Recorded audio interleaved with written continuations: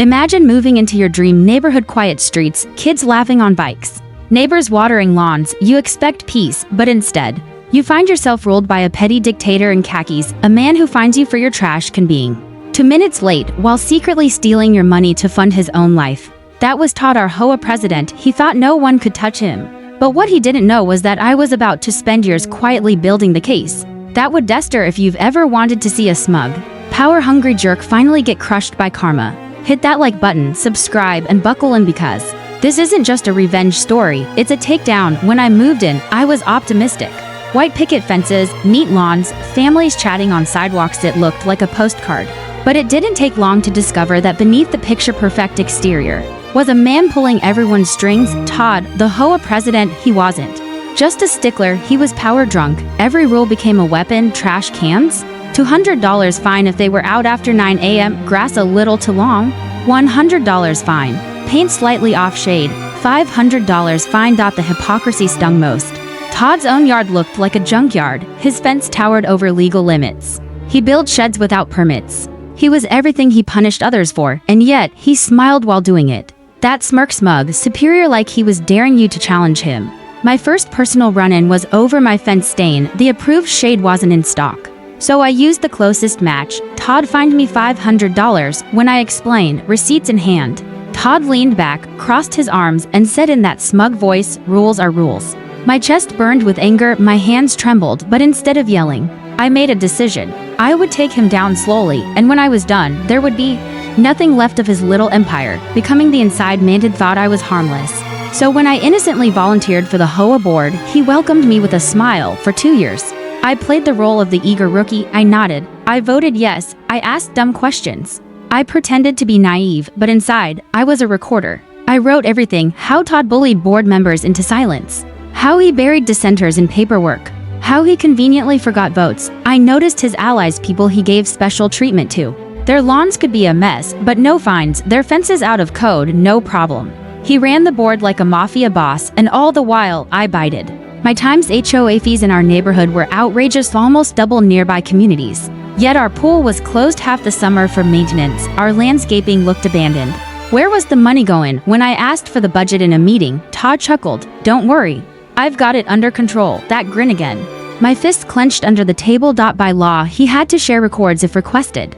So I filed a formal request. Weeks passed. He ignored me. That's when I started whispering with neighbors. And oh, did the stories flow. One swore Todd had built a patio with HOA funds. Another noticed his kids swimming in the pool during its closure. Others had filed requests for budgets years ago, ignored every time. The anger was there. All it needed was proof. Finally, cornered, Todd handed over the books. And it was like peeling back the floorboards and finding rot, invoices missing, expenses marked as miscellaneous, thousands in admin costs with no receipts. I cross-checked the HOA's bank statements with city records. The deeper I dug, the uglier it got. A $15,000 payment to a landscaping company that didn't exist. Checks written directly to Todd's personal account, disguised as reimbursements. Maintenance costs that lined up with projects. At Todd's own house, the cherry on top, his contractor buddy, a guy who padded bills, doubled prices, and split profits with Todd. For weeks, I worked like an investigator. I built spreadsheets. I made copies. I took photos. I gathered sworn statements from neighbors. Every night, my dining table looked like a detective's board. And with every piece of proof, my anticipation grew. The annual HOA meeting, usually 10 board homeowners sipping coffee. Not this year. I'd spent weeks knocking on doors, telling neighbors just enough to light a fire. By the night of the meeting, the room was jam-packed, standing room only. Todd strutted to the podium like a king. He began his usual speech about sacrifice, responsibility, blah blah blah. I stood up. My voice was steady. "Todd, can you explain some discrepancies in the budget?" He froze, then forced a laugh. "I don't think this is the time or place." I smiled. "Actually, Todd, it's the perfect time." I handed out thick packets. My report. Silence at first. Then gasps, murmurs, pages flipping, angry whispers. Todd's face drained of color. He tried to talk over me, but his voice cracked. People began shouting, "Enough, we want him out." Neighbors who'd been afraid for years found their courage. Todd was cornered. I called for a vote to remove him. Hands shot up across the room.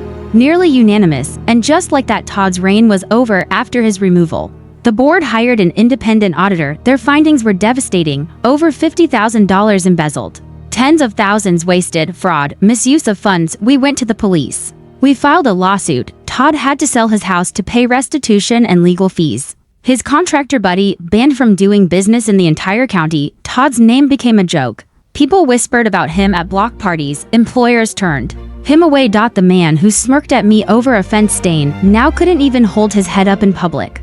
The neighborhood transformed, fees dropped, the pool reopened, landscaping returned. We rewrote the rules. No one person would ever hold that much unchecked power again. Multiple approvals for finances, transparent budgets online, term limits, and me? Every time I walk past Todd's old house now owned by a kind family, I smile. Justice wasn't just served, it was plated, garnished, and savored. As for Todd, word is he tried joining another HOA in a nearby town. The moment someone Googled his name, they laughed him out of the room. Sometimes the sweetest revenge isn't loud or explosive. Sometimes it's patient, calculated, done with such precision that the person never sees it coming until their entire world crumbles. Todd thought rules protected him, but in the end, the rules became the very weapon that buried him. If this story gave you chills, smash that like button and tell me in the comments what's the most satisfying revenge you've ever seen, and of course, subscribe for more stories where karma catches up to those who deserve it.